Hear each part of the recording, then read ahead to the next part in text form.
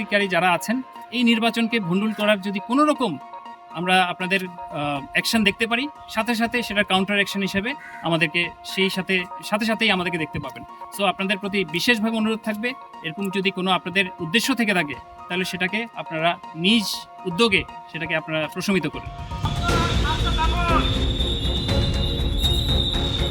আমাদের কাজ আমাদের করতে না, মনে করেন না। আমাদের সরকারি কাজে কেউ বাধা সৃষ্টি করবেন না।